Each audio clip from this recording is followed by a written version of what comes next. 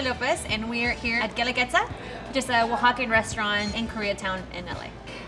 When people ask me what's the difference between Oaxacan food and like just Mexican food, I think the only way I can really explain it is Oaxacan food is more like soul food. It's like the soul food of Mexico.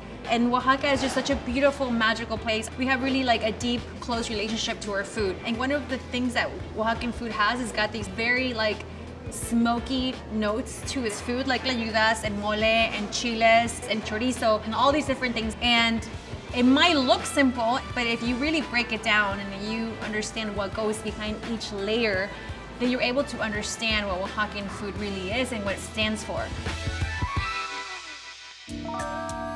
There's certain things that people from Oaxaca just cannot live without.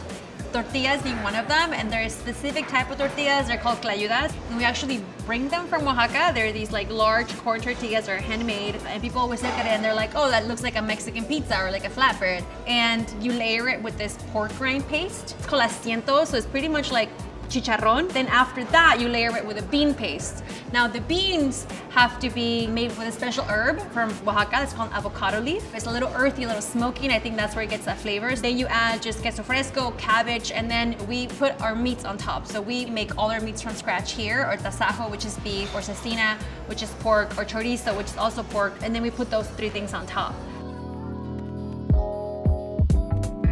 So mole is the thing that Oaxaca is known for. It's known as the land of the seven moles. We specialize in 6 of the moles here at Guelaguetza. The mole negro, mole rojo, coloradito, amarillo, verde, and estofado. There is a specific mole that's called coloradito, and that kind of became like our signature.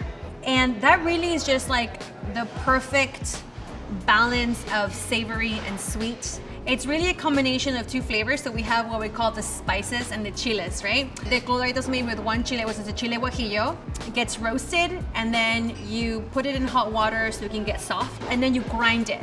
And then you take the almonds, the plantains, the sesame seeds, garlic, cumin, allspice, bread, and all of those ingredients, you roast them as well. Then you put them all together and then you fry them together, and that actually becomes this kind of like the spices. And then really is introducing both flavors together with some tomato paste, some chicken broth, and then you have the mole. There's just so many different ways you can eat it. And I know the traditional way is just over chicken and rice, but really like you could do so many things with it.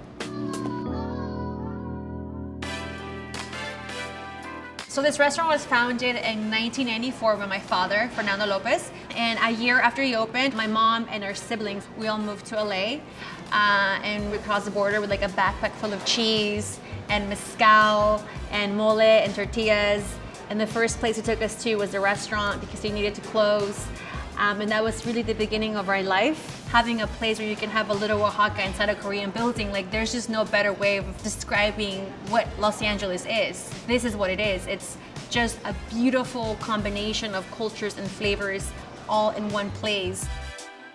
You come to the restaurant, you try Oaxacan food, but that's only step 1. Like for me, it's like you really have to go to Oaxaca and you really have to experience it and be part of it and like be drenched in the culture so you can understand that there's so much more that goes behind it.